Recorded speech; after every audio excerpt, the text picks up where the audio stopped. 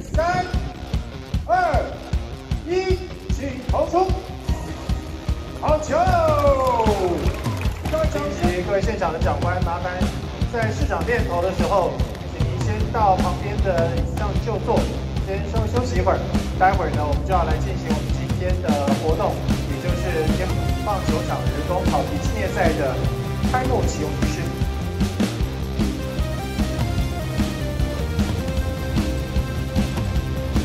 好，刚刚我提到了邀请所有现场的贵宾、长官，可以跟我一起倒数3、2、1。那么在1的时候，就请2位，就请市长还有台秘书一起投出今天的在天母棒球场第一个好球。预备，3、2、1，请投出，好球！各位掌声鼓励。那请看捕手的时候，第一个他接球的时候他是高的，高的时候。照理说，他 take 的时候是如果右脚下去，只要下去中间有一个缝隙，它是可以滑进去的时候，那就是合法的。但是阻挡的过程当中，他接到的时候，第一时间看到有没有？他左脚先下了哦，下了之后右脚再下去就往前，他就挡住了，那就封脸了。所以用这样的一个讨论之下，会用这样的一个做法。我想我们今天的结论就是这样的一个封脸的一个定义，就是用这样的一个概念来做结论。所以今天的一个最重要，我想今天会有这样的一个结论，也是要跟记者来说，当一个 take 的时候，接到啪下来，他这个脚如果是右脚直接下来的时候，它的缝隙它绝对都是有空隙，它就会滑垒进去。接到的时候往这里下来，再往这里下去，那整个动作是怎么样？封住了。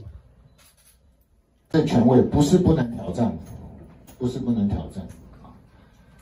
如果不能挑战的话，就不会有辅助判决的设计，也不会有可以抗议的状况啊。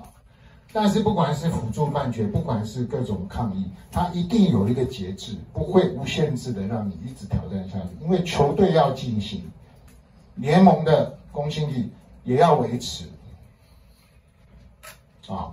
所以当裁判的问题有判决，这个大家有质疑的话，你可以抗议，你也可以要求辅助判决，对不对？辅助判决本身就是一个对原来裁判的质疑嘛。那我们现在辅助判决，是由审判小组来审查，在现场的，啊，现场当然是有一位审判委员，一位联盟的主管啊，还有这个。没有轮值啊，就是在待命的这个裁判啊，3个人所组成，他们来看啊，他们不是现场在执行裁判业务的人啊，所以他们讨论审视影片以后会有一个做法，就是维持原判跟改判，好，大概就是这样子。好，那依照联盟的规章也很清楚，你挑战就是挑战啊。你挑战以后，已经有人在跟你 review 这个东西了。现场你再怎么样不满，依章是不可以出来抗议的。啊，这个其实我必须要再强调啊，我也希望我们的裁判执法上面的各种动作要干净利落，当机立断啊。